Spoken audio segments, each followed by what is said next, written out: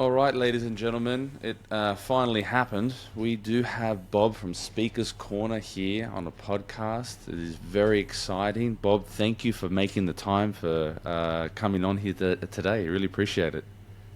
My pleasure. It's taken some time, and I'm glad you've been willing to let me try and talk a little bit about this topic. It's something I'm wanting to get my teeth into more and more these days. Yeah, no, it's great. Today we're going to be talking about the reliability of the Hadiths and precisely what they are in the Islamic worldview. But just briefly, I was trying to get a hold of you for a while. I actually went on the website and I tried to book an appointment, and it didn't seem to have any success for some reason. And I ended up making that sort of reposting that famous video of you where you say that my Christianity is the Christianity the one that's just conquered following the me Roman around now. Empire. Yeah, And then that I one. was like, please, someone help me get in touch with Bob. I'd love to interview him. And then about the next morning, 12 hours later, I get a message on Twitter like, I heard you're looking for me. And I read it. I read it in your accent. It just sounded like you. So, Brilliant. yeah, really, really grateful for this. So before we kick off and you explain about the hadiths and how they work, just firstly, how did you get so knowledgeable when it comes to Islam? Whenever I see you interview someone or debate someone from the other side, you rarely misrepresent their views at all. They may accuse you of such, but you do a great job of trying to represent precisely what they believe, and your knowledge seems to be a deep well of that. How did you begin that journey? How did you get to that level? Well, it started when a Muslim tried to convert me to Islam. So there was a Muslim who was a big fan of Ahmadiyyat, and he tried using Ahmadiyyat's arguments to try and convert me to Islam. And that resulted, and this was when I was like 13 years old, and that resulted in me starting a spiritual journey that led to me doing a direct comparison of the life of Jesus Christ, our Lord, and Muhammad. And just finding that, Jesus Christ stood head and shoulders above Muhammad. And often at a person's conversion, God will infuse something into their soul, he'll infuse something into their hearts. And God infused something into my heart, which was a concern for Muslims, and a desire to see them saved. And they're a tough bunch. So you can't do evangelism without knowing your stuff or trying to know your stuff. It doesn't mean that I don't make mistakes. I certainly do. I might even make some in this presentation. But I try to honestly represent Islam, to criticize it, because I think that only honest representations of Islam can lead to fair criticism. And it's the fairest criticisms that will be the most effective, not misrepresentations. And unfortunately that is how Muslims work in their da'i. They obviously many of them misrepresent Christianity to spread Islam. And unfortunately, because of the dearth of apologetics within the Christian church, a lot of Christians and nominal Christians are duped by these very basic things. That's true. And so one of those issues is the question of Hadith and Bible, and so hopefully we'll probe into that and we'll represent accurately the information concerning the Hadiths and why it's problematic. Well, I think knowing this topic and how polarizing it can be, whether you represent their views or misrepresent their views, I'm sure there's going to be criticisms one way or the other. Oh yeah, I can't imagine it being any other way. Yeah. Well, feel free to get us going and take us through what these hadiths are, and we're really looking forward to it. Yeah, I mean, it'll be a cursory skip. I just want to know how long have I got before you need to bring this to an end. Oh, look, it really depends. Generally, these sort of podcasts are around 90 minutes that I do, but Okay. very happy to go a bit longer if it suits. Right. There's no Okay. precisely time limit at all. So what I'll do is I'll start off then by just giving a basic overview as to what hadiths are and how Muslims feel that they've secured hadiths, and then start to go into some of the problems connected to that, if that's okay. Yep. I'm not looking at you on screen at this moment, so I'm looking at my notes, and I'll be looking at notes off cameras and off computer as well, so I might be looking down from the camera. So I'll be relying on you to point out any problems or audio. No, that's fine. I'll describe my facial reactions to you. Right, okay. Brilliant. So let's start off with what hadiths are. Hadith. It means like a report or a saying, a report about something, and the hadiths are meant to be records of what Muhammad did, what Muhammad permitted others to do, and what Muhammad said. And this corpus of literature goes into the tens of thousands of reports, hadith reports, most of which the Muslim community have rejected themselves. The remainder still is in the tens of thousands, but the vast majority of hadiths have been degraded or downgraded by Muslim scholars themselves as unreliable, and that should be your immediate first red flag. That Muslims admit that most hadiths are fake, or that most hadiths are not trustworthy or not reliable. But these hadiths are used by Muslim scholars to distill the Sunnah, and then the Sunnah is used to interpret the Quran. And so if the hadiths are not reliable, if that all of them, including the ones that Muslims think are reliable, if all of them are unreliable, then that means that we've got a situation that calls into question the very integrity of the Sunnah itself and the framework by which we interpret the Quran. So this criticism is not something that, from a Muslim perspective, should be easily dismissed.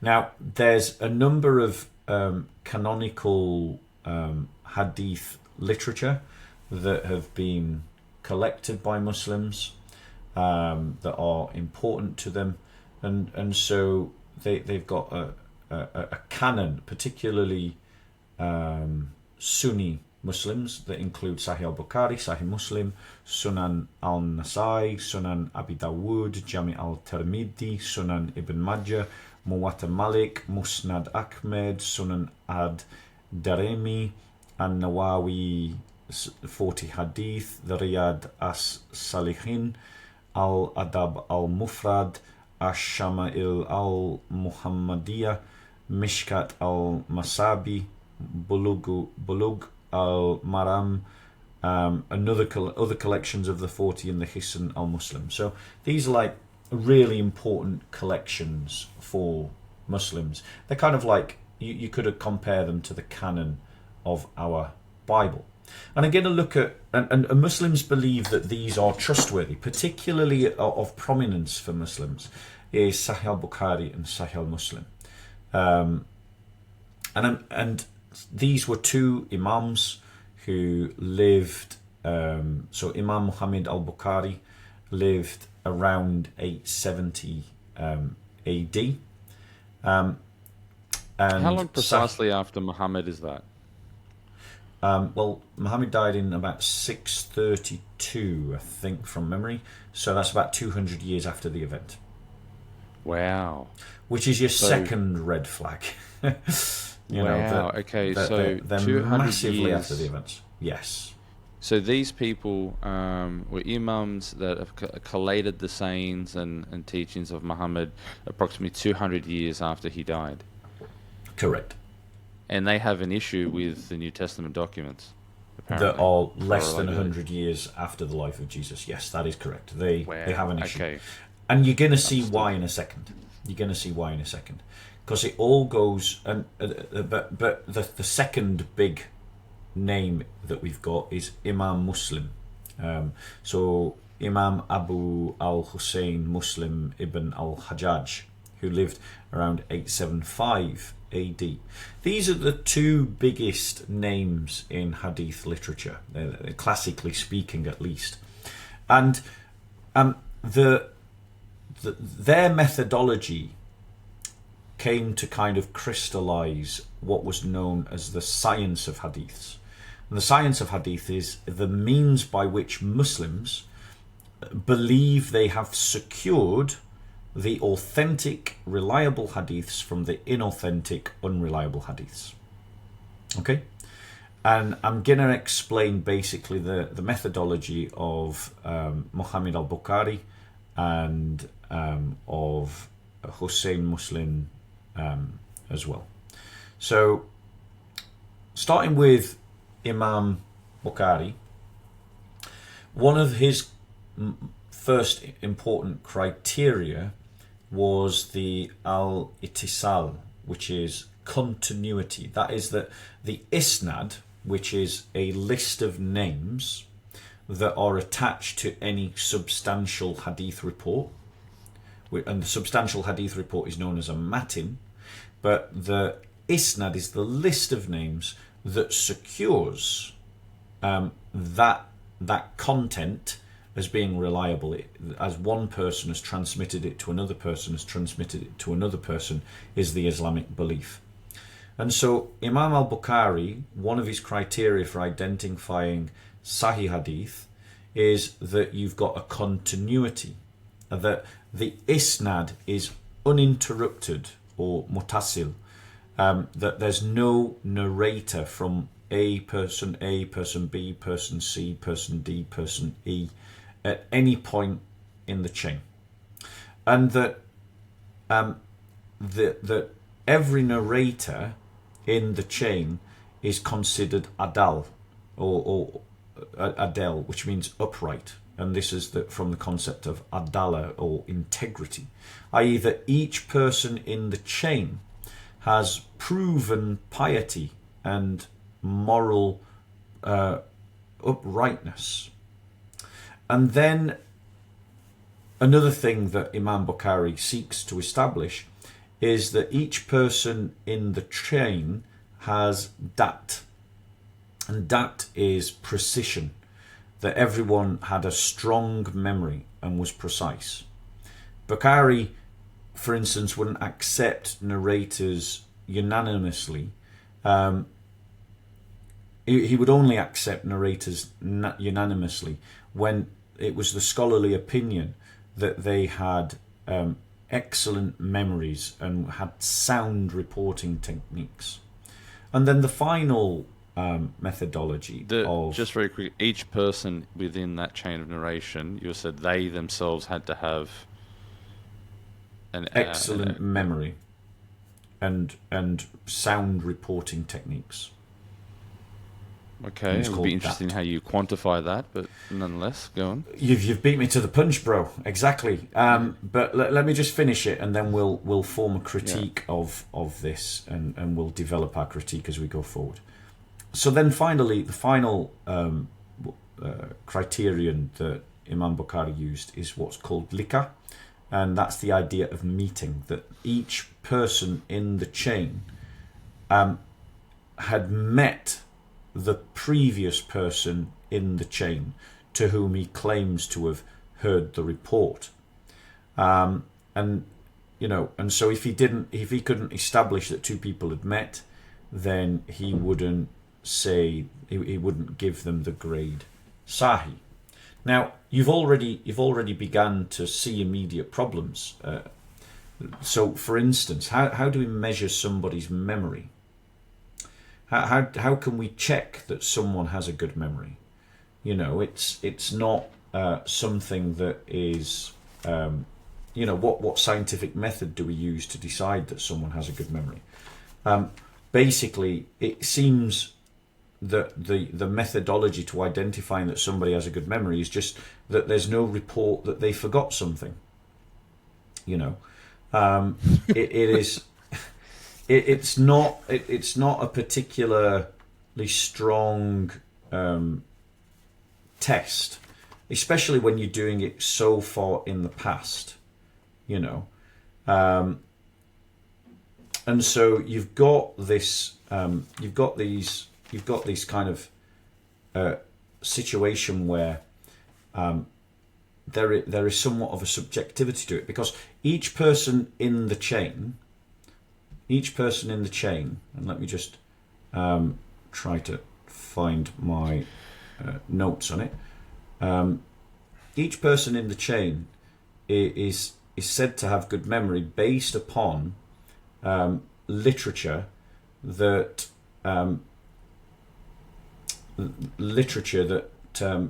talks about their life.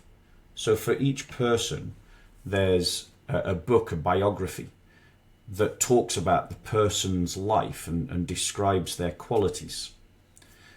Now, the problem with that is that these books were written even later than the hadiths themselves. Oh, wow. I was just going to ask if there was any manuscript evidence whatsoever for each person in the chain. And this manuscript evidence exists later than the hadith themselves. Well, I mean, this is the thing, is that for nearly 100 years, there was no systematic recording or copying of hadiths onto paper. And actually that seems to be rooted in a prohibition given by Muhammad himself in one of the hadiths, where Muhammad says, do not write anything of me, and those of you that have should destroy it, because all he wants is them to have the Quran. And so for like 100 years, there's no systematic writing down of any hadiths. There's no systematic science of preservation. There are some hadiths that seem to have got written down, but very few in number. And so it's very easy within that 100 years for people to just invent stories, and no one would have been any the wiser, because it's not like it's documented anywhere for people to check, oh wait, this story didn't emerge until 70 years after Muhammad's death. What's going on there? They wouldn't have been able to do that process because it was an oral passing on with a few written incidents.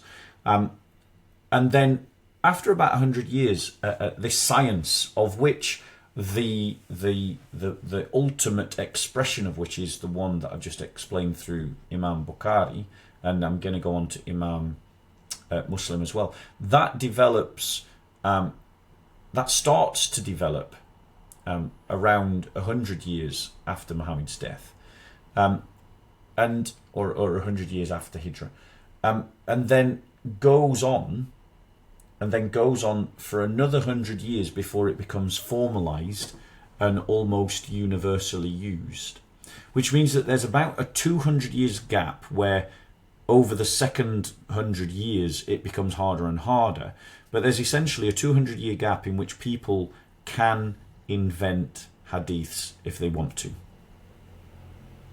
It appears that there certainly were hadiths invented about Muhammad, because they have the authentic versus unauthentic hadith traditions, right? There's sayings that they have that aren't attributed to Muhammad. Well, yes, this is the point, is that there's massive dispute amongst Muslims about which hadiths are attributed to Muhammad and which aren't. So, and I just want to sort of like tap into something. Bear with us one moment while I just find my notes. Sure. Okay. So, for instance, Muslims rely on a small collection of people for pretty much, Sunni Muslims rely on a small collection of people for pretty much all of their hadith literature. These are people like Abu Hurairah, Abdullah ibn Umar, Anas ibn Malik, Aisha bint Abu Bakr, Abdullah ibn Abbas, Jabri ibn Abdullah, Abu Sa'id al-Khudri. And the numbers themselves that are connected to these people are highly suspect. So, if we look at the number of hadiths that are connected to them, Abu Hurairah has 5,374 hadiths connected to him. Abdullah ibn Umar has 2,630. Anas ibn Malik has 2,286. Aisha bint Abu Bakr has 2,210. Abbas has 1,660. Abdullah has 1,540. And Al-Qudri has 1,170. So let me just ask you this question. Genuinely, without making up a lie or creating a number, if you were asked to write down how many individual true stories of your mother or of her words you can record accurately, how many do you think you could do? It's a fascinating question. Just off the top of your head, how many individual memories of your mum do you think you could record? Not conflagrations of memories where it's kind of like, oh, I've made her a coffee, I've made her 1,000 coffees, and so you just repeat that one memory that's really just a merged memory of a single event, but actual individual stories. Well, there's a few there of her chasing me around with a wooden spoon when I was younger. Yeah. But it's a fascinating question. I don't know. I mean, surely with my own mother, you would think you could get to 100 stories. There you go. Yeah, and pretty much everyone I ask that question to, right, is gonna say about the same. But then just think about the numbers that I've just read to you, right? Think about the significance of the numbers that I've just read to you. Like, Abu Hurairah is claiming to have 5,374 individual reports about Muhammad. Yeah, well. That doesn't make any sense, right? Now, a lot of those reports are duplicates, and if you take away the repetitions, the numbers drop, but they're still pretty much all of above 1,000.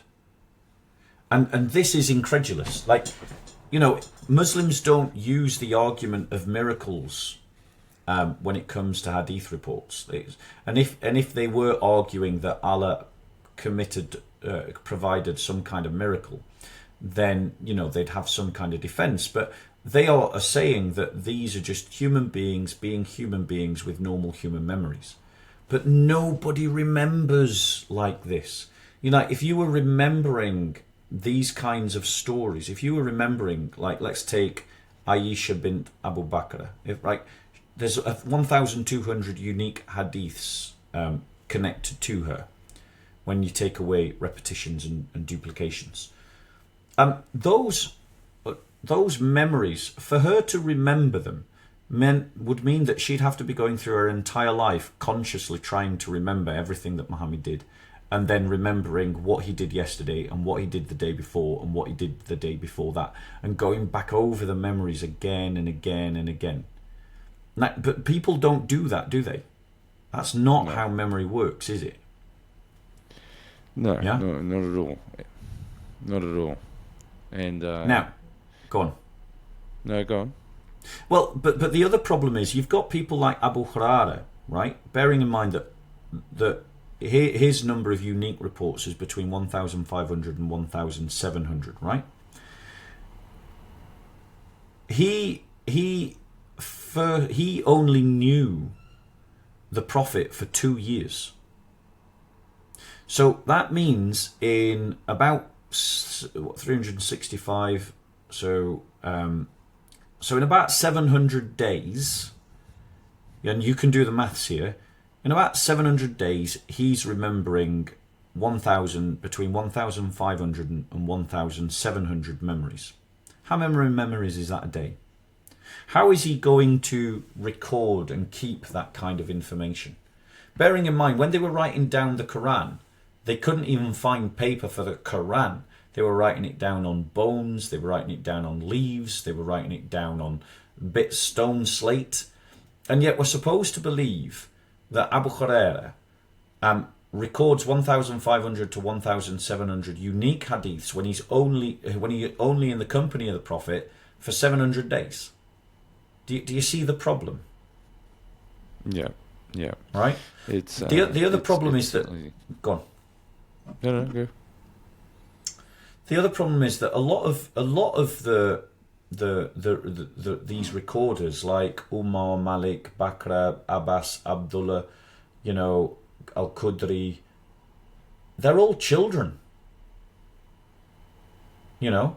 They some of their memories are back in childhood and through teenage years. Oh, and wow. and yet we're supposed to think that their memories was of such a nature that they would be able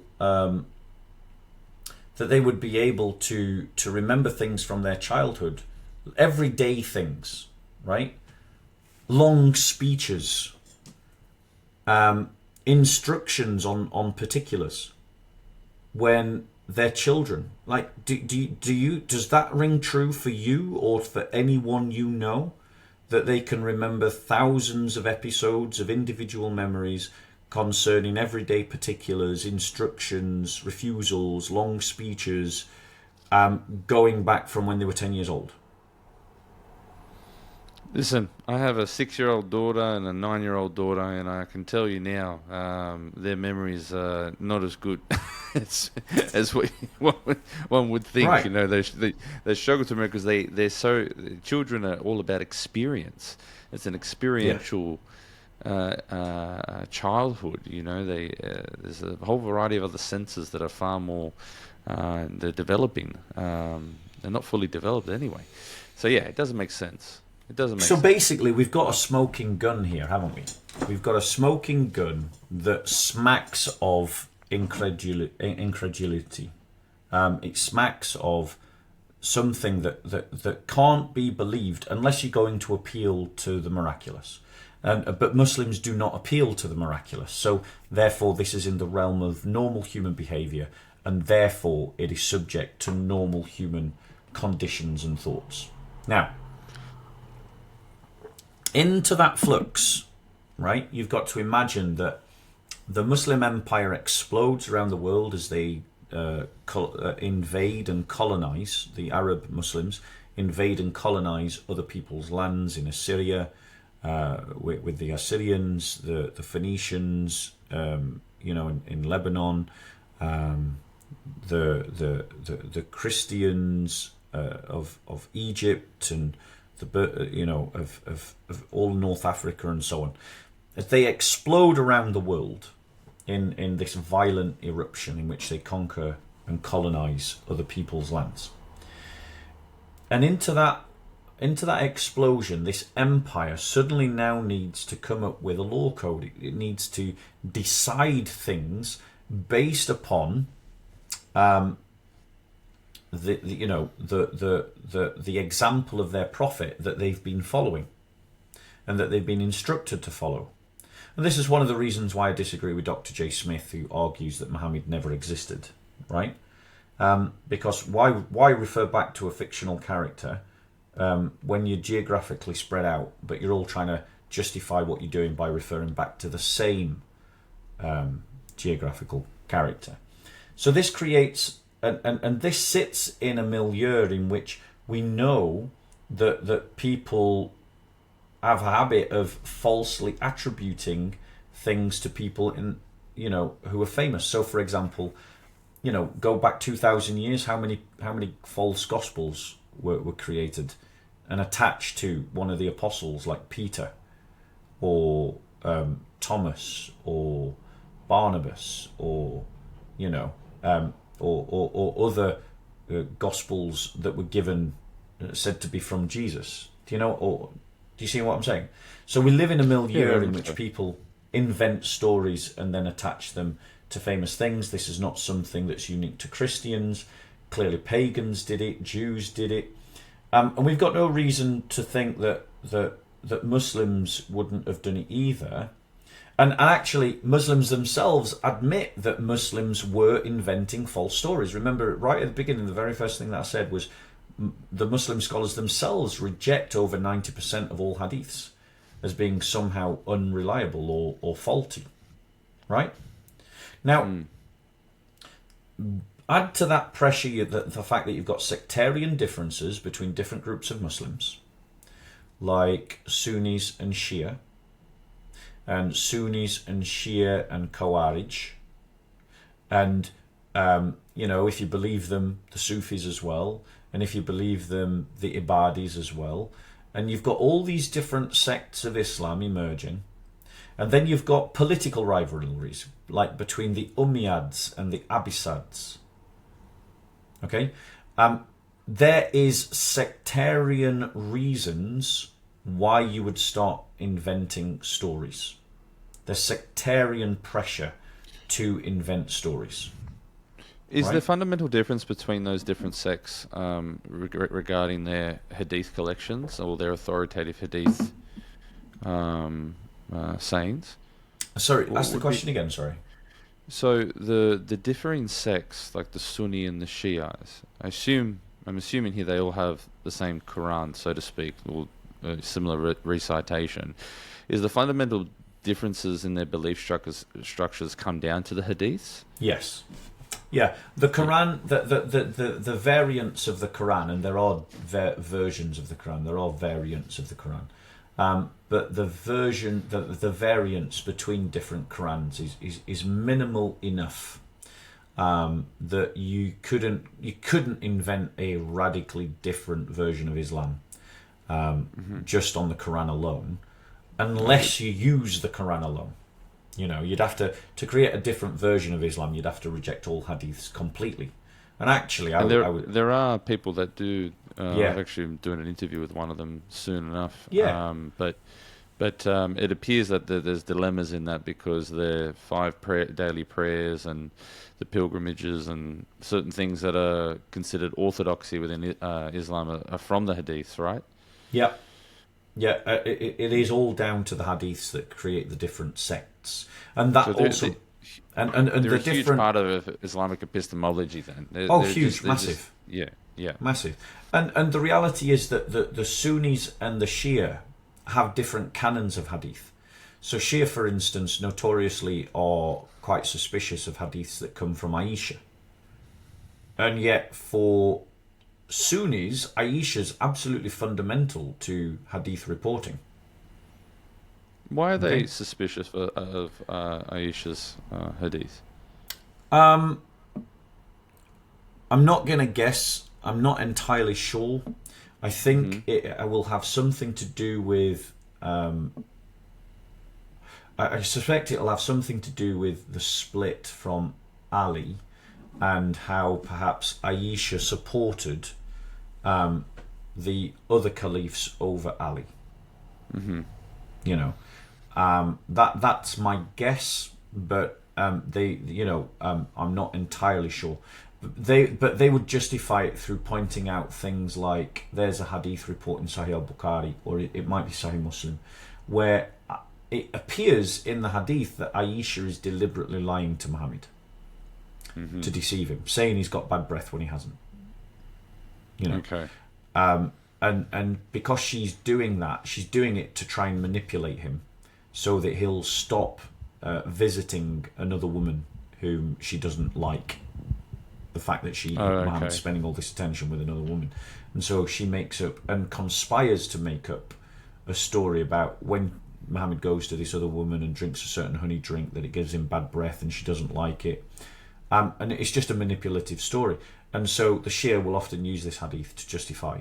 But the point that brings up is that Shia and Sunni don't even have the same collection of hadiths. Like they often go, how many different Bibles you've got?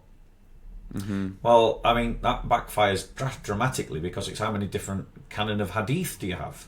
Sunnis and Shias don't agree anymore, and than Roman Catholics and Protestants do about how many books are in the Bible.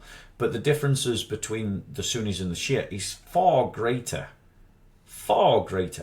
than the differences between Protestants and Catholics in terms of how many books that we've got, and also whether they're good to read or not.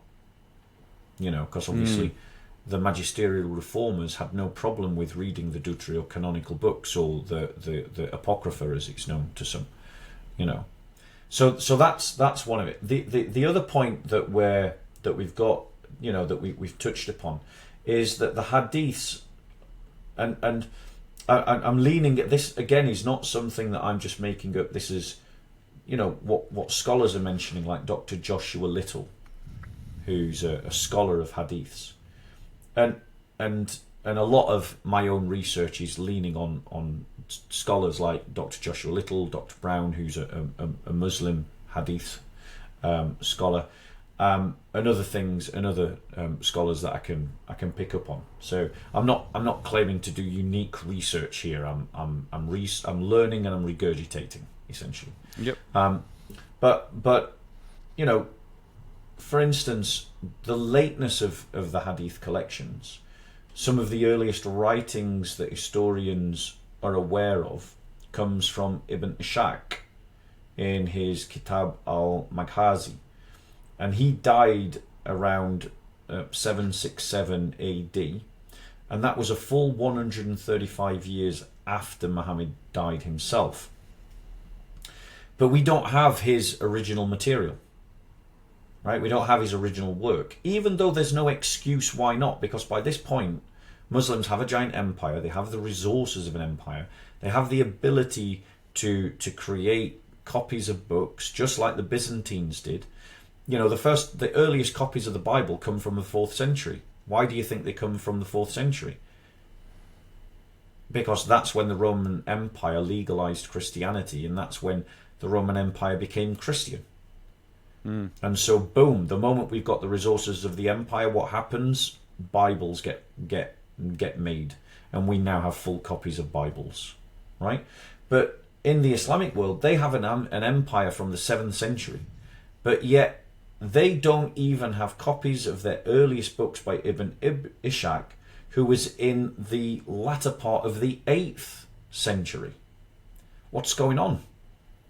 Why is the material missing? The only thing that we've got is that we've got references to his material from the 9th century by his students and their students. And so you've got and so, for example, you have these compilation of hadith like the Muwatta of Ibn Malik, which was written about 150 years after the death of Muhammad. But they had an empire within decades after Muhammad's death. Now, what is this telling us? It's telling us that Muslims didn't care much about keeping their books. And so that leans into this idea that there was this tradition of we shouldn't be writing down hadiths, we just keep the book of God. Interesting. There's this famous story of when the Muslims entered into Egypt, the great library of Alexandria, or at least what was left of it, was being destroyed by Muslims, and somebody pointed that out to the commander, saying, this library with all these great books is being burnt and destroyed in the siege, in the war, in the conflict. And he turned around and said, what need have we of their books? We've got the book of God. Yeah, what? Everything you're saying here. I only recently came across Yasir Qadi, they're one of the prominent Islamic scholars, and made that comment online that seemed to go around like wildfire, that the hadiths don't stand the historical critical test amongst the academic community. And he admitted this thing, and everything you're saying now. And I'm a fan of textual criticism. I like studying the work of critical scholarship. I think from a Christian and non-Christian perspective, there's plenty of things I've learnt from Dr. Bart Ehrman, and I find the art form elucidates history in such a unique fashion, trying to give an accurate depiction of what transpired in history. And so that method, when you just mentioned things about the memory and the chain of narration and any documentation trying to support it that was written much later, it would never stand the test. It's not something that can be taken seriously, because you can make up any story, as we've said here. So it's fascinating. So the issue is right. The stories about Muhammad rest upon an isnad. And then every person in that isnad, so isnad means list of names for the sake of the layman, right? So every hadith matin, which is the substance, every hadith matin rests upon an isnad to get back to Muhammad or whoever was the companion that said so and so and such and such. But then your knowledge of those people in that isnad requires an isnad itself. How do you know Exactly. that such and such a person in that list of chain had a good memory? You know, like, and on what basis and on what system of reporting are you securing the report about the person in the isnad? And then this goes into what's called, like, it just ends up being ridiculous, because then you need an isnad for each person that's making a report about one of the people in the isnad, because what validates them to make that judgment? Do you see the problem? Exactly.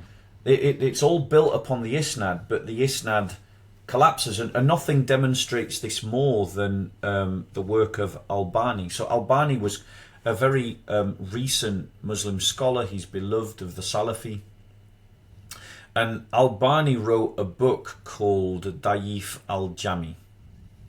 And Da'if al-Jami was, was looking at what were considered, it was a revision of what we could consider to be sound hadiths. And I'll just explain my point. So he looked at, for instance, hadith Qudsis. So hadith Qudsi is when it's said that Allah himself has spoken. So it's a speech of Allah or the command of Allah, but it's not recorded in the Quran because it's not his direct speech, but rather Muhammad has expressed the direct command of Allah in his own words. Mm-hmm. Right? So that's hadith Qudsi. Yeah, whereas the Quran is Allah's words, hadith Qudsi are Allah's commands in Muhammad's words. So hadith Qudsi is the closest thing to our understanding of the Bible. Yeah, which is the words of God, the will of God written in the words of men. Yeah? Yeah.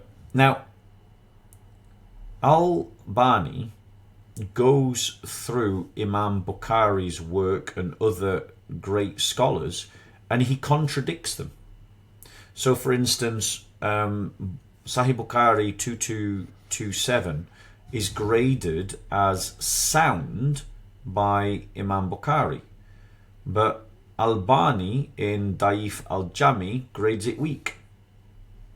Nasai is graded, Nasai 4378 is graded sound by Ali Zai, but is graded weak by Albani. It's also graded sound by Imam Muslim, Ibn Majah, Abu Dawud, and Nasai himself. So who's right? Hadith Sahih al-Muslim 1437a is graded sound by Imam Muslim, but it's graded weak by Albani. Sahih Muslim 768 is graded sound by Imam Muslim, but it's graded weak by Albani. Sahih Muslim 1437b is graded sound by Muslim, but it's graded weak by Albani. So who's right? Like, the Muslim scholars themselves, using their science, are disagreeing about which hadiths you can believe, about which hadiths are strong or which hadiths are weak. And so what it's showing to us is that really the whole science of hadith really is just opinions. It's just, there's nothing scientific about it. It's just somewhat arbitrary, of course. Yeah, completely.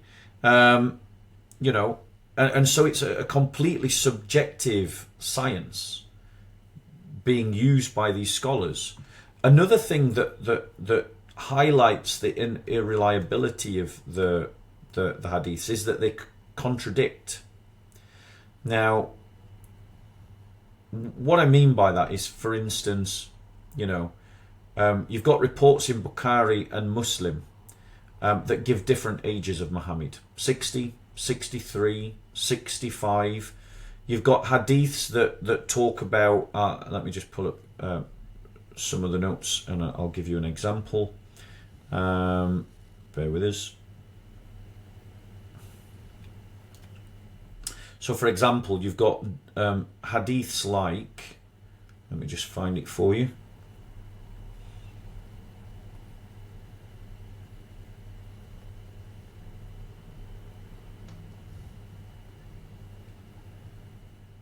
So, for instance, the exchange of gold, right? So in Bukhari, volume 3, book 34, number 344, we read this, that the latter said, who has change? Talha said, I will have change when our storekeeper comes from the forest. Narrated Umar bin al-Khattab, Allah's apostle, said, the bartering of gold for silver is riba, usury, except if it is from hand to hand and equal in amount. And wheat grain for wheat grain is usury, except if it is in the form of hand to hand and in equal amount. And dates for dates is usury, except if it is from hand to hand and equal in amount. And barley for barley is usury, except it is from hand to hand and equal in amount. Bukhari, volume 3, book 34, number 388. So that's within Imam Bukhari's own book, and this is the issue. It says this, that his father said the Prophet forbade the selling of gold for gold and silver for silver, except if they are of equivalent weight, and allowed us to sell gold for silver and vice versa as we wished. So in Bukhari 334, 344, it says except if it is from hand to hand and in equal amount. But in Bukhari 334, 388, there is no restriction on how gold is sold for silver. And so you've got contradictions within the hadiths. Now, the thing is, Muslim scholars are aware of these contradictory rulings within the hadith corpus, and they obviously work it and they come to a conclusion and they decide, well, actually it's this one rather than that one. Like, for instance, the age of the Prophet, is he 60, 63 or 65? Well, they work their subjective magic opinions and then they come to a conclusion that they feed out to the ummah, the people, the Muslim, and the Muslims lap it up and the ulama go away thinking very clever. But the point is, they only realized that there was an error in the hadith corpus because of a synoptic contradiction. So in other words, they would not have known that the hadith that they said, oh, this is the one that's got the error in it, had the error in it unless there had been a synoptic contradiction for them to go, oh, look, there's a contradiction here, one of these can't be right. Yep. Which means that we've got clear evidence that in the Sahih collection, there are fake hadiths that have been called Sahih. Right? Which begs the question, how many hadith reports are in the collection where there's no synoptic contradiction, so you can't spot that it's an error? Did you follow me on that? Yeah. Yeah? The fact that you've got these contradictions in the reports is exactly what we would expect to see if, because of communal tensions and sectarian tensions and denominational differences and political differences, people are making up hadiths. Yeah? Yeah. Wow. Right? We've got an example of that we can look at, which is in Sahih al-Bukhari. Sahih al-Bukhari number 6. Now, it's a long hadith. I'm not going to read the whole hadith.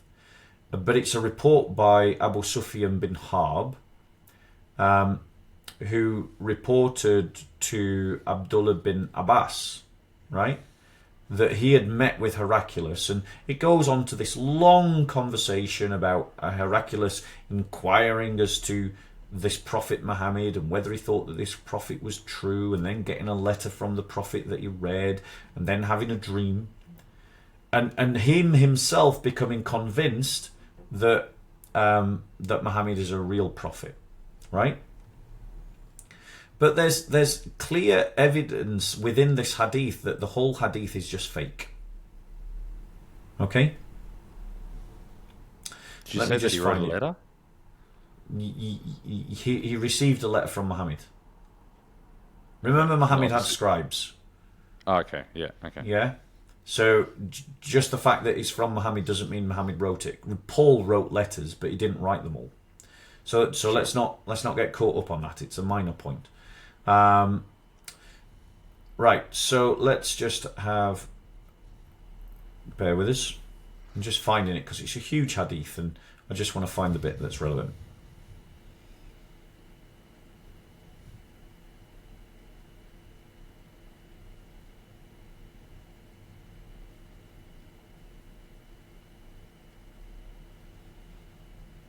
Right. So after a long interview, reading the letter, he goes on. Heraclius. Remember, this is a report by a guy called Abu Sufyan, right? So Abu Sufyan's just an Arab merchant. Yeah, he's not royalty. He's certainly not any part of the Roman elites or the Roman establishment.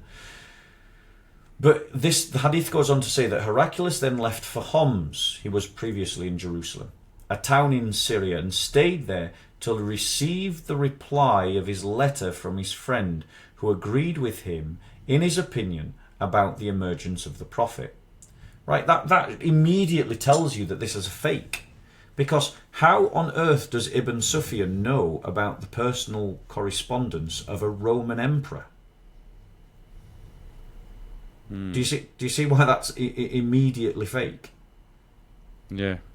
Yeah, and so then Heraclius in this hadith calls a meeting of all the Byzantine elites to his palace in Homs, and then says that we should all become Muslim, of which all of them start running for the gates and saying that they're never going to become Muslim. And then he says to them, no, I was only kidding. Actually, I just wanted to test your resolve. Right?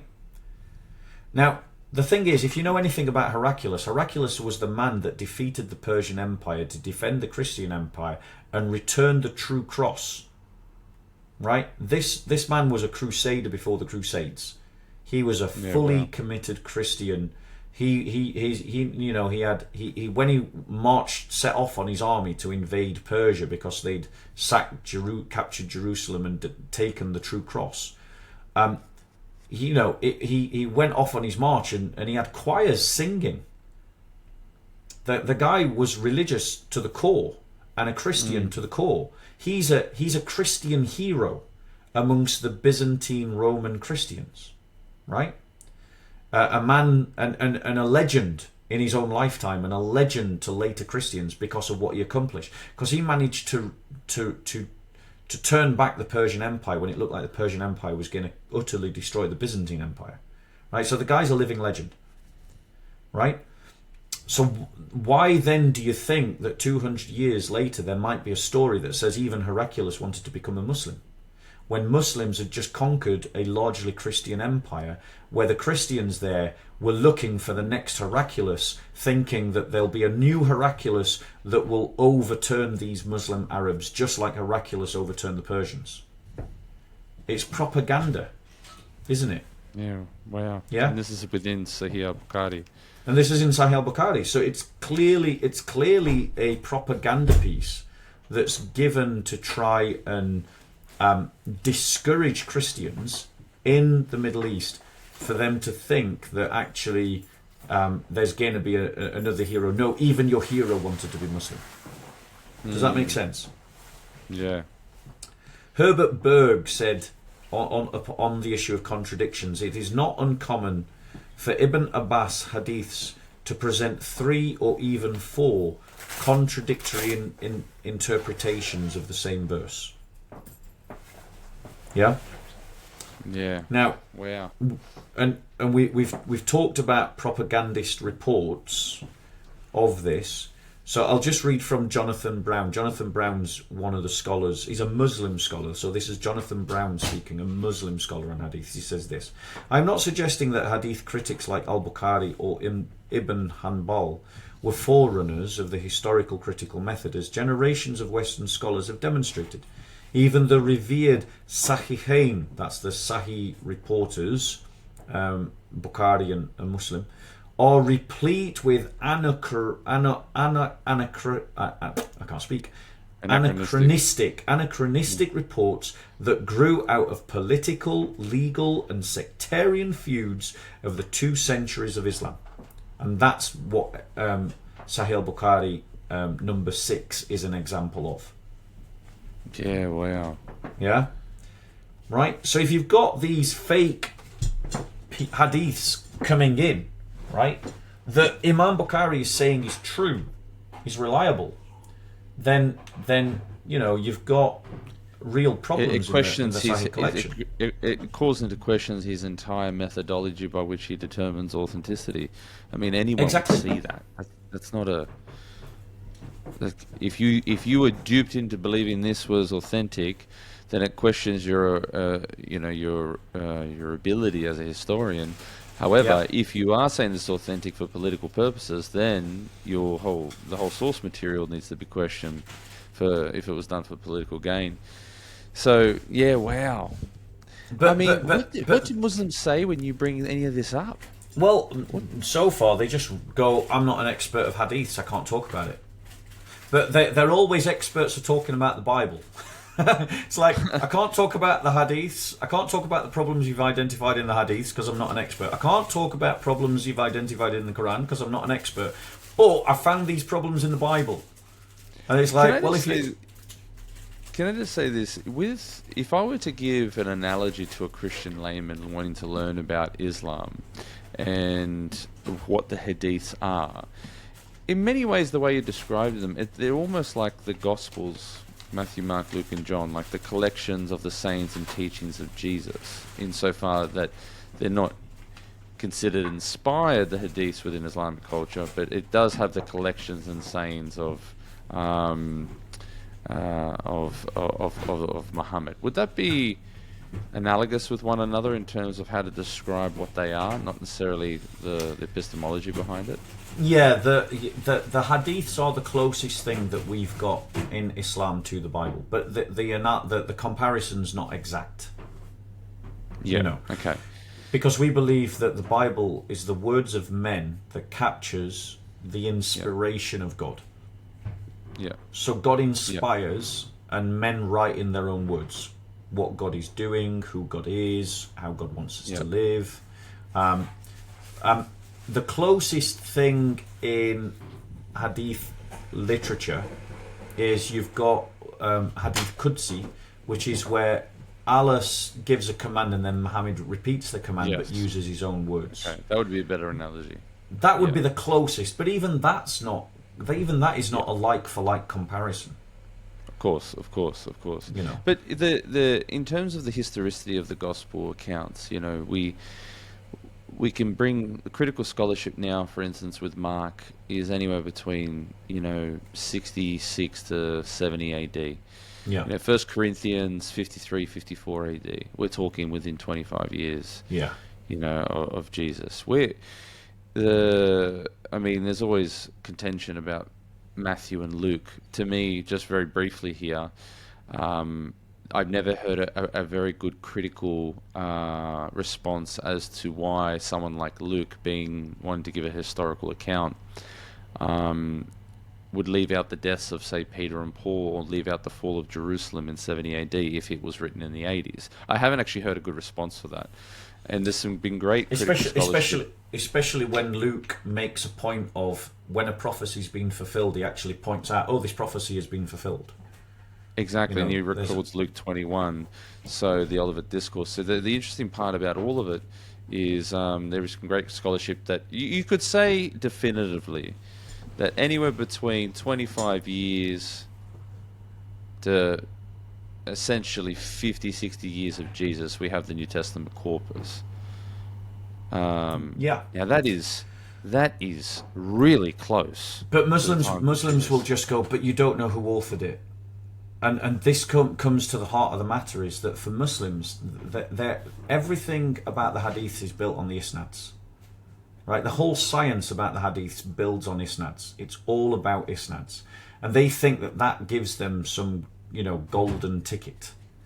Well, the problem is, as we've pointed out, as we're pointing out, is their isnads haven't safeguarded their hadith collection from clear forgeries, fakes, contradictions, and errors. And that's just talking about the Sahih ones, the ones that they said were reliable compilations. So their isnad material doesn't work, but they'll just attack the Bible, saying, "Well, you don't know who wrote Matthew, you don't know who wrote Mark, you don't know who wrote Luke," because they're not aware of the fact that we don't need an isnad for Matthew, Mark, Luke, and John, because the isnad is literally one. How do you write an isnad? Like, who? Mark. Oh yeah. Who told you your stories, Mark? Peter did. And where did Peter get his stories from? He walked with Jesus. Like, that's literally the longest isnad that we would have. Yeah, I mean, and the unanimity amongst church fathers as to who the gospel writers were, it's quite interesting. But you might argue about Luke, and it's like, Luke, who told you your stories? And it's like, well, Mary told me the stories about the birth, and then the apostles that I met in Jerusalem told me the rest. Or like I had seen it in a report that was based upon Mark. Because if you read Luke, he talks about, as others had written before us. I have sought to carefully compile. He's such a gift, Luke. He's a first century fact checker. And if anything, you can, from the we passages, derive that it's, potentially Luke himself. The thing that gives Luke veracity is just how much of his history he gets right. Yeah, like the little details, the details that he gets, covering great regions, bearing in mind that he wouldn't have had access to all of the regions that these stories are based in. Remember, because in Acts, his panorama is all across the Mediterranean, and when he's writing his gospel, his panorama is all across Israel. Well, but yet Luke's information about the region, about the events that's going on, and the people and the places are hold up well. I'm trying to keep myself in frame. No, that's all right.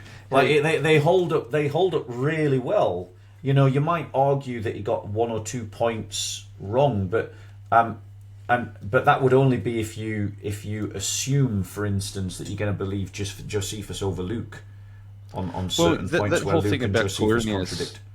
That whole thing about Quirinius is quite interesting. The analysis of that, when you look at the fact that he was proconsul, and how Luke actually talks about not necessarily governing, who was a governor at the time, but he was a ruler at a time, conducting military campaigns. There's answers for that with regards to Quirinius being governor and the dating of the birth and what have you. Luke is. But I just want to show to you that the science of isnad, right, or the science of hadith that's connected to the science, the science of isnad, or that is a part of the science of hadith, right?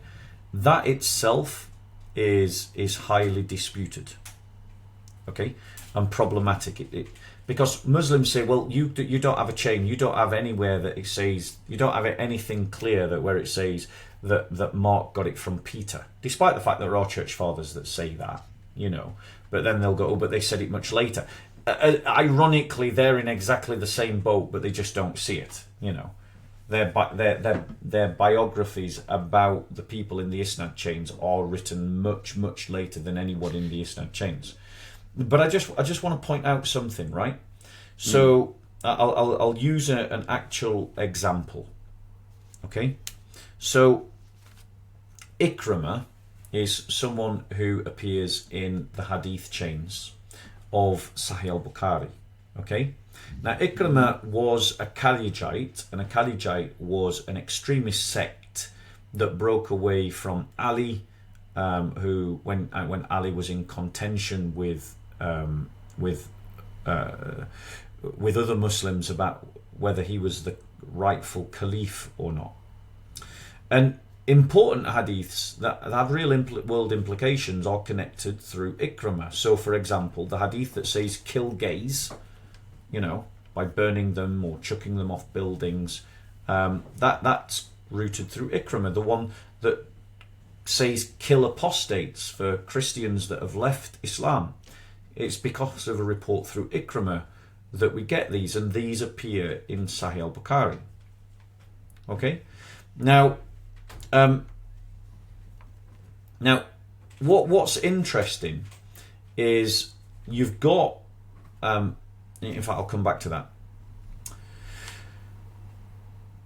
Now, you've got differences amongst different hadith compilers about whether they can trust Ikramah.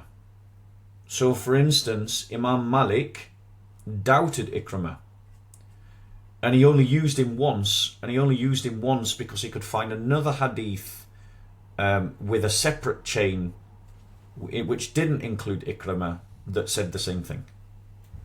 Right?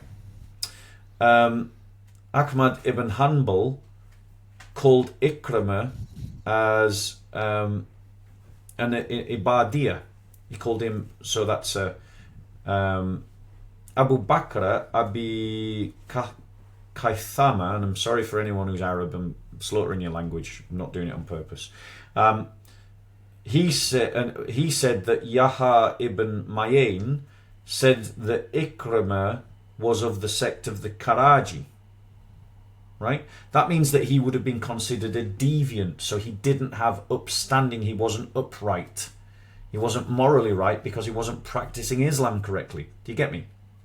Right? Mm-hmm. So if these accusations against Ikramah that he's a Karijite or a Karaji or an Ibadiyah, that would mean that he would be considered a deviant, which means that he doesn't have what Imam Bukhari said that he needed to have, which is uprightness, moral virtue, true religion.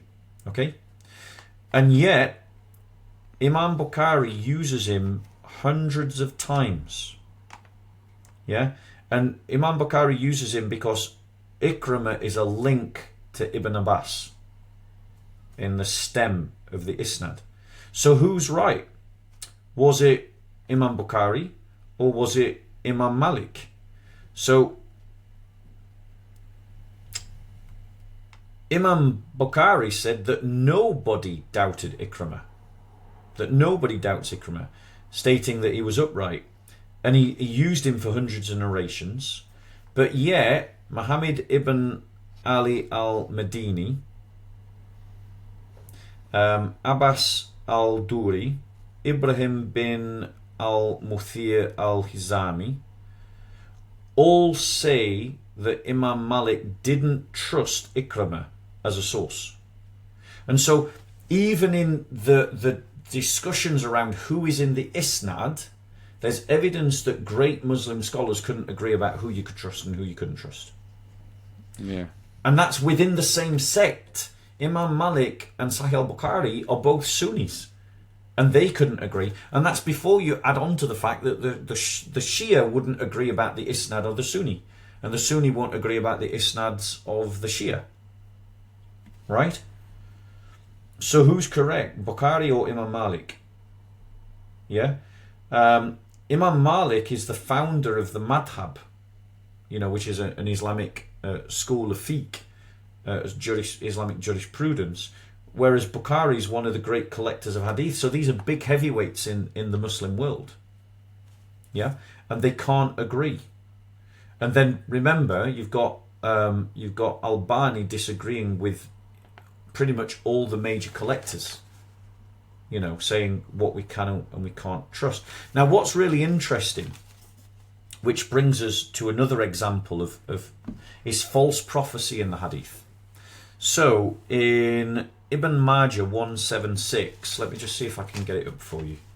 Bear with me 1 second. Mm-hmm.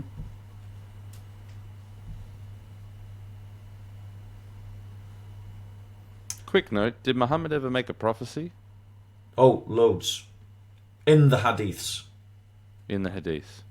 In the Quran? I'm going to pass on that. Okay. Because off the top of my head, I can't remember. So let me just get to 176.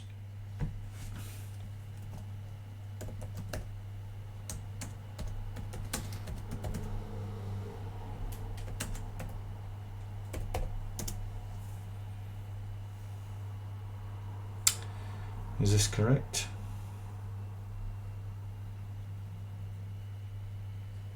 Sorry, let me just... That's not working. I'm trying to use... let's do it this way.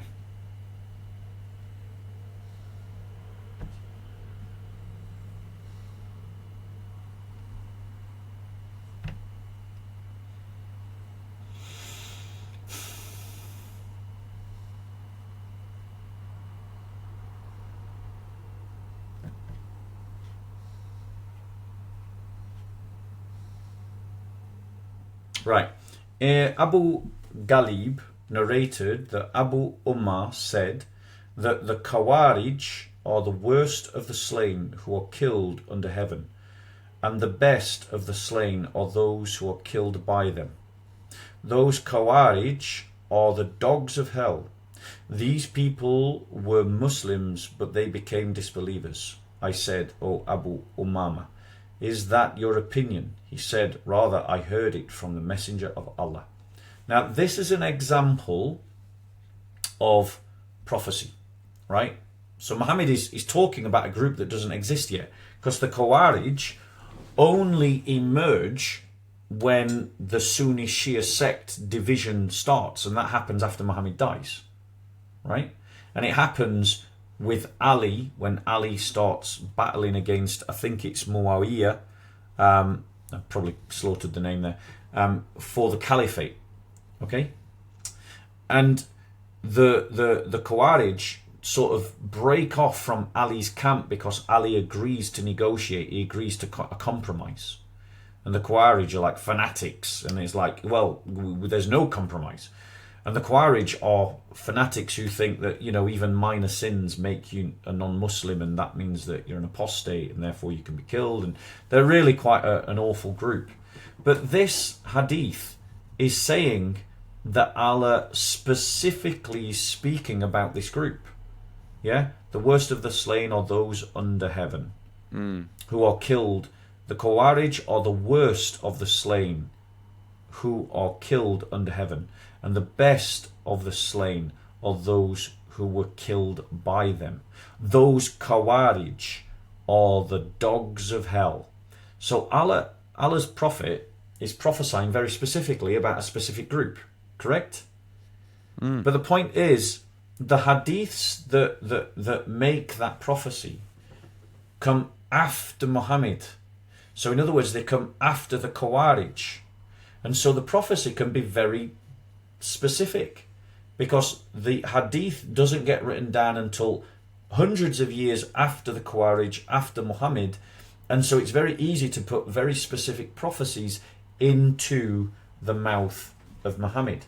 But what's interesting is the moment that the hadith sciences take a grip of the Islamic world towards the end of the 2nd century after Hijrah, the prophecies that are found in Muhammad's mouth become less specific and more vague. But before that point, when they're talking about events prior to this development in hadith science and this development of hadiths, i.e. around, before that, they're very specific, naming individuals, naming individual groups, talking about their behaviours. And it's just like, well, that's a bit suspicious, isn't it? Naturally. Does that make sense? Yeah. Let me. So, for example, you've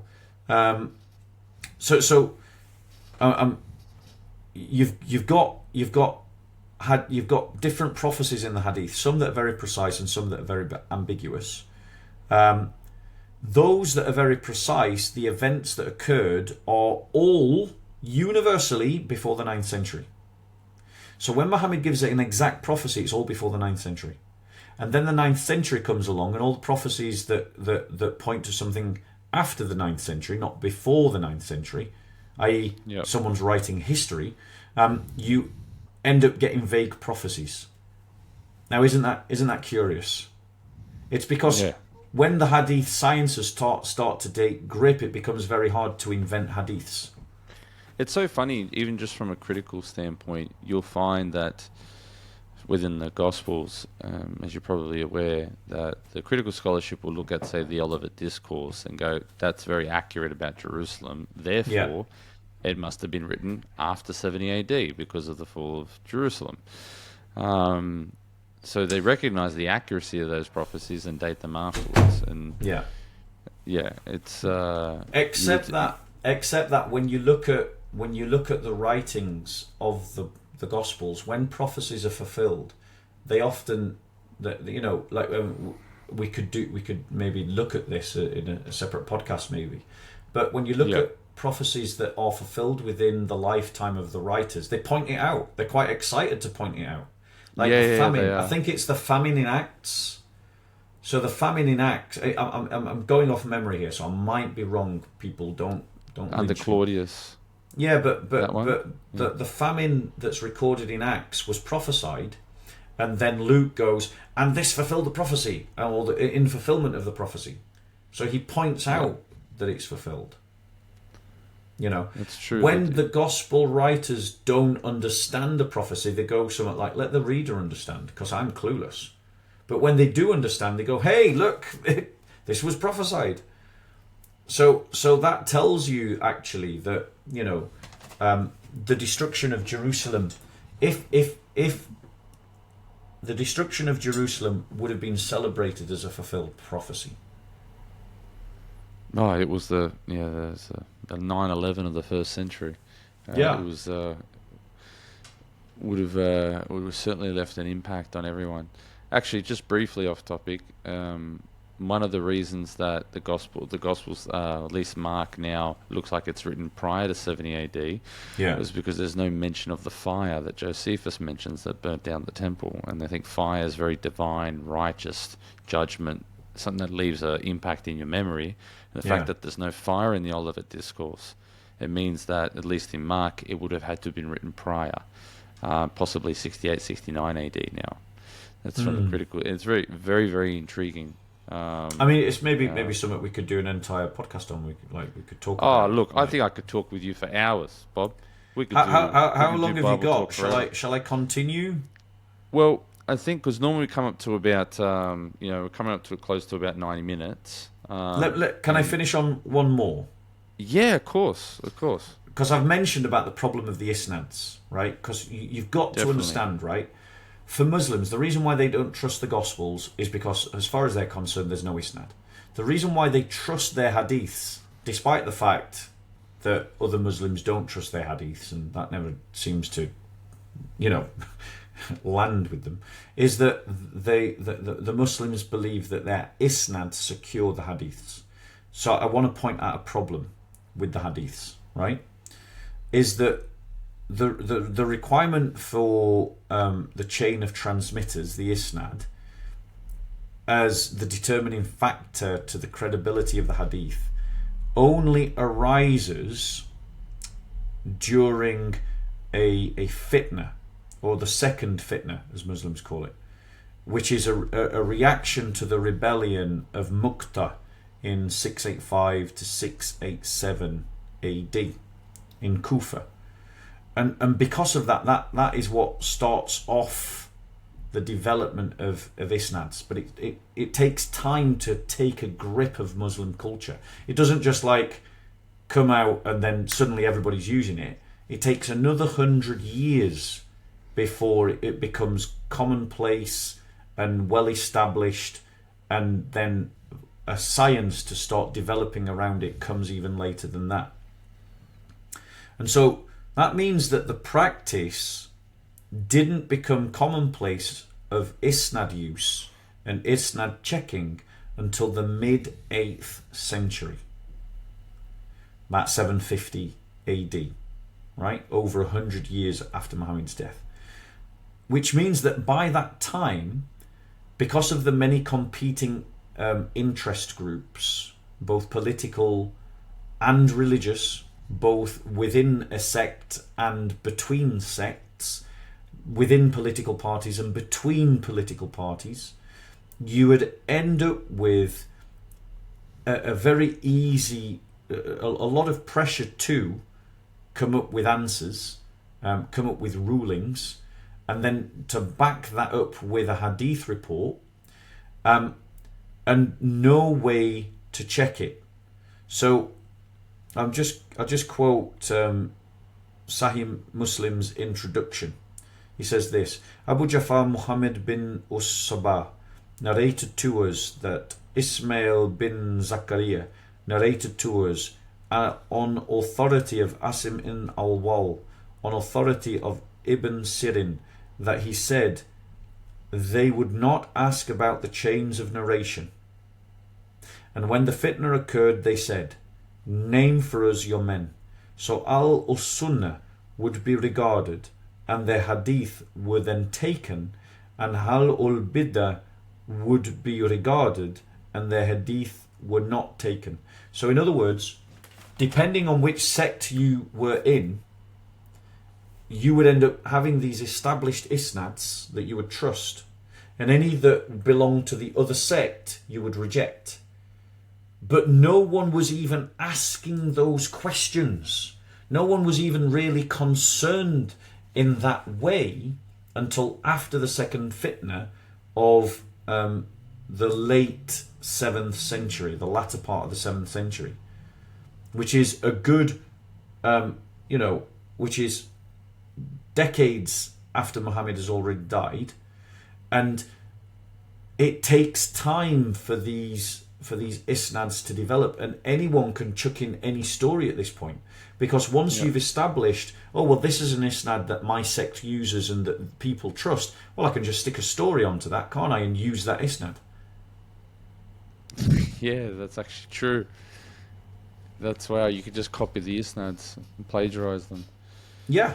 Oh, yeah, it's total subjective, arbitrary nonsense ultimately to try and tie these saints back. And the isnads themselves, requires, as you mentioned before, will require isnads. Yeah. I just want to quote from a hadith scholar called Motsky, right? And he said this: studies have shown that the custom of asking one's teacher about their informants arose at the end of the 1st century after Hijrah, and then slowly spread in the course of the 2nd century after Hijrah. In Mecca, asking about an isnad didn't begin until the start of the 2nd century. In Iraq, it was even later. And it's all the big compilers, they're coming from Iraq, they're coming from Iran, they're coming from that region. Yeah, wow. And so, if your entire reason for believing hadiths is because of isnad, but isnads came too late to stop forgeries, and we have clear evidence that there are forgeries and errors in your Sahih compilation, then the whole compilation can't be trusted. Agreed on that. Because the science that developed to try and protect it came too late. Agreed. But even the science that does protect it doesn't stand the test of the historical critical method ultimately. So, well, yeah, I guess within their own belief system, though, within their own belief structure, it doesn't appear to stand the test. Yeah, that's fascinating. I can keep going, bro, but I don't know if you want to keep going, because you only said 1 hour 90. Yeah, we've got about 10 minutes or so, and I wouldn't mind asking you just a couple questions. Look, I'd love to do another podcast with you. It'd be great. I mean, you're a theologian, right? You do theology. Oh well, it's like call a. Like I use this analogy where you got law students that graduate out of their degrees and they call themselves lawyers. You ain't a lawyer yet, boy. You need to spend some time in the field before you do that. And knowing all the people and different scholars I've interviewed, that's just a whole nother level. All I can do is regurgitate some brilliant work, and maybe every now and again I may have an opinion on something. Yeah. To be fair, when it comes to isnad and my study of the isnad, I'm at the beginning of it. So I'm in the same place. I'm regurgitating other people's work and having my own opinions in addition. Well, this is half the battle because what you've been able to do today, which is great, is, for someone who's a layman who's just really getting into this, wanting to understand the ecosystem and the epistemic foundation by which they go, okay, how do I reason this together in order for it to coincide with my worldview, my belief structure? And I think you've illustrated quite a lot of flaws in their presuppositions when it comes to the hadiths, which is very fascinating. And now, look, I know that there's more, but generally with the algorithm here, you've got to do these in certain episode lots. And I'd love to have you back. I think it's been fantastic and very informative. And thank you very much for making the time. I just got a couple rapid fire questions from our audience Okay. for you. And by our audience, I mean directly from me. Okay. Things that I'm fascinated by. Just real quick, when did you start going to Speaker's Corner and doing all the debates with various worldviews? When did that begin? In the way that everybody recognizes me, about 6 years ago.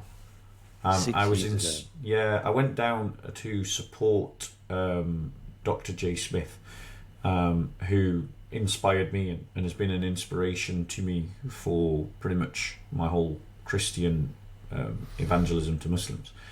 And so, yeah, I went down about 6 years ago to support him. And on the first day that I went to his seminar to say, I've come down to support you, he said, great, I'm leaving next week. And then I went with him to the corner, and then the following week, he was the first week that he was gone, that he'd gone back to America, and was my first week at the corner. So it was literally Dr. J. Smith left the corner, and the following Sunday I started at the corner in my own right, and I just kind of picked up the baton and carried on from that point. And immediately even people in the corner, non-Baha'is, atheists, even other Muslims, they all recognised it as like, you're just another J. Smith. And even other people, Baha'is, recognised it. It's like God coordinated it, Dr. J. Smith left, and then I started, and it's been a continuous effort at the corner, organised by the Lord. Good. So good, amen. This might be a massive question, and it might require a whole podcast to answer, maybe at a separate time. But as best you can, in terms of in the time frame that we do have, I know there is obviously a huge battle of worldviews in the UK when it comes to Islam and Christianity. And there's been obviously an explosion of growth within Islam, especially in certain areas within the UK as well. How do you feel the culture war, so to speak? How do you feel? Do you feel the tide is turning when it comes to Christianity within the UK? Do you feel people are becoming more proactive in their belief structures, are more interested in Christianity? What do you feel that? Where do you feel that the culture tide is at the moment? I think that with better leadership, the church would be in with a fighting chance, because there is a new interest in Christianity that has emerged. But I'll just tell you a little anecdote to just tell you how bad Christian leadership is at the moment. I went to a church, and in the middle of the church service, during the intercessionary prayers, one of the prayers was, and we will pray, and Lord, we pray against the rise of the far right. But now the reason why that's problematic is it's not in the UK, at least. I know it's different in the southern states of America, but in the UK, at least, the far right is not attacking churches, but the far left does, and Islamists do. And yet the church that I went to thought that the thing that it needed to pray against was the rise of the far right, which are the group that is most open to the Christian faith. So there is a real opportunity in the UK if the church pivots its evangelism to the right and cultivates that political energy for a Christian political vision of society, for the church to really go on the front foot. Unfortunately, I fear that a lot of our church leaders are just going to fumble and drop the ball, but there is a new interest in the Christian faith. And the UK, as Tom Holland said recently in his podcast on trigonometry, the UK is in a bit of a choke point. and we have a number of different possible horizons for us. It's no longer the continuity of the fall of the Iron Wall, the end of communism, the end of history. It's no longer that straight line of, well, we know where we're going and we know what we're doing. We've now got different horizons that are very evident to us. One is a civil war. One is the collapse of any resistance and complete Islamization. One is the possible resurgence of Christianity, which is the most distant of those options. Another one is the possibility of some kind of re-emergence of Thatcherite politics and a harder conservatism in the Reform Party that really doesn't do much, But we've got real problems here in the UK now, really significant problems, and it's stagnation caused through a lack of vision, a cowardice, and the progressive brain rot that is progressive ideology. Bob, if you ever run and I was eligible to vote, I'd vote for you. Okay, you got my vote. Yeah, thank you so much. Thank you so much. I would like to thank you very much for coming on and sharing the information that you've done today. I think you've really blessed me and whoever listens to this podcast. It's going to be really informative and equipping.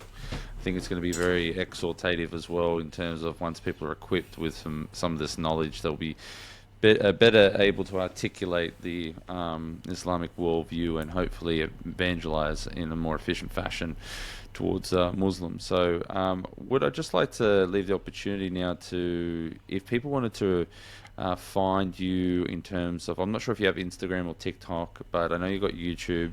What is the best place to find you? And also, what is the best place, and if the audience wants to support your ministry and the things that you're doing, well, how's the best way to go about that? So the best way to do this is to go to my YouTube channel, which is not Soko Films, and it is not Revelations 22, and it's not Revival at Speaker's Corner, and it's not any other channel other than the channel that is Bob of Speaker's Corner. That's my YouTube channel, and you'll know it's mine because it's the one with the red background and the black crown of thorns. That's the emblem for the channel.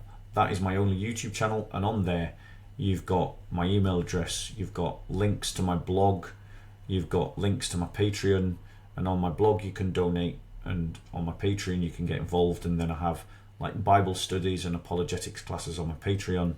On my blog you've got lots of articles that I write on all different kinds of issues, and then obviously you've got the channel itself where I do live streams and where this video itself is going to appear. So that's another way to test that you found the right channel, is because the only channel that's mine that will have this video is this one, and yours. Awesome. And we're going to leave it in the link in the description below, guys, as well as Bob's Twitter link as well, I'm also on Twitter which I can see you're pretty active on there, which is just great to see what you're commenting on. So first and foremost, thank you so much for coming on. I'd love to do another episode with you. This has been fantastic. I really appreciate you took the time. And I've only scratched the surface, bro. I've got loads to talk about. Only scratched the surface. We're definitely gonna have to do a part 2, and we'll definitely make time for that if you're willing. That'd be great. Definitely, yeah. And maybe we can, because you do theology, we can do some of the Bobisms that often get me into trouble. Okay, yeah, all right. All those controversial stances that I take, and we could maybe have an intelligent conversation around them. That would be amazing. That would be so good. Okay, Thank you very much. Anyway. Bob. Peace be with you. God bless, brother. Take care. God bless. God bless.